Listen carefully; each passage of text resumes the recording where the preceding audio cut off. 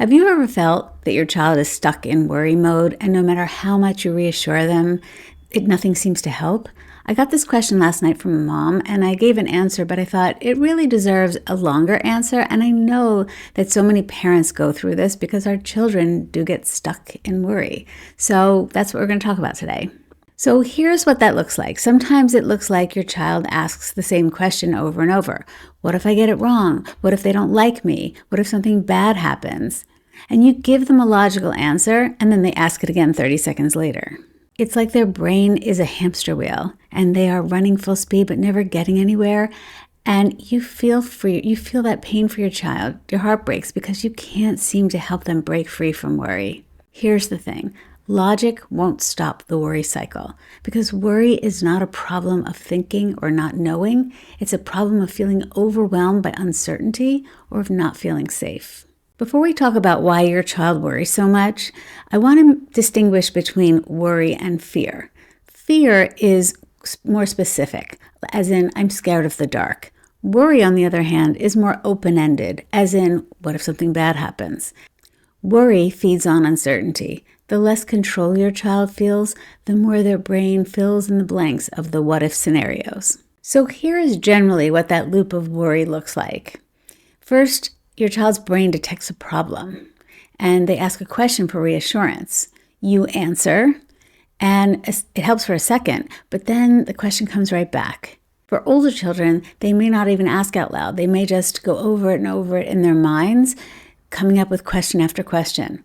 And why is this happening? Because the feeling of safety didn't change. Here are some common worries in autistic children. What if I mess up? Because a lot of our children are prone to perfectionism and fear of failure. What if something bad happens? Which is generalized anxiety. What if they laugh at me? Which is a social worry. Or what if I don't know what to do? Which is just general uncertainty and possibly a fear of transitions. So let's use a specific example to illustrate that worry loop. Say your child is nervous about speaking up in class and asks, what if I say something dumb and everyone laughs at me? So you reassure them. You say, well, that won't happen. Your classmates aren't going to laugh at you.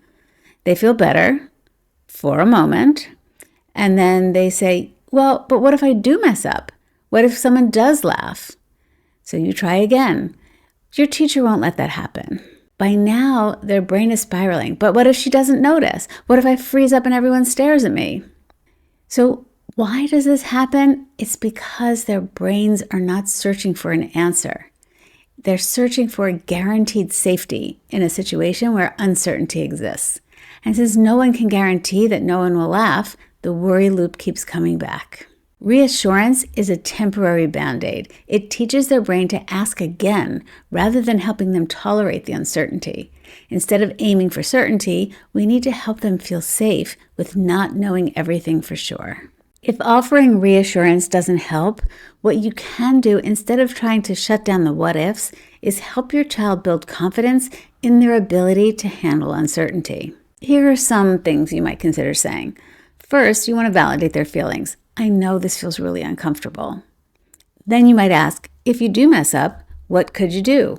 Just to help them problem solve in advance, it might make them feel a little more certain going into the presentation. You might ask them, what would you say to a friend who was worried about this? Sometimes it's easier to see a solution when it's not happening to you. So we want to offer that opportunity to our children. You can also talk about what would happen if someone did laugh. Would the teacher step in? Would they get in trouble? It reframes the focus from needing certainty to developing confidence in handling uncomfortable situations.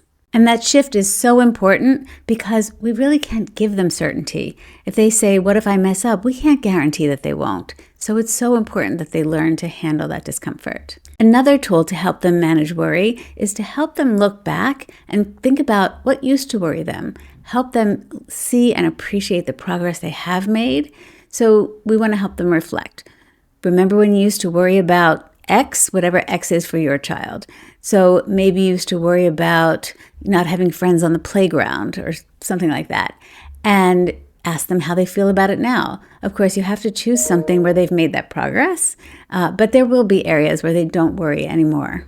An example that leaps to my mind is something like, remember when you used to be worried about going to swim lessons and now you love it? You can even create a then versus now chart to track their progress. So for example, I was worried about school drop-off and now I say bye and I just walk in. Or I hated talking to new people because I was afraid I wouldn't be able to think of anything to say. And now I'm able to do that in some circumstances. Or I used to worry that people would make fun of my clothing, and now I decide I really like my style, and I don't worry about it anymore.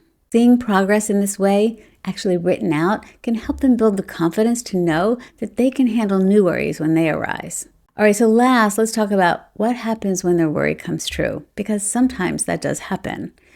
What we want to do is we want to help them focus not on what went wrong, but what helped them get through it. Because again, we're helping them build that resilience, that understanding that even though things do go wrong, they can handle it. You might ask, it was hard, but what worked? Or you could ask, what were you able to do that made it feel better? Or what could you do differently next time? So let's go back to the example of your child is worried they'll mess up a presentation.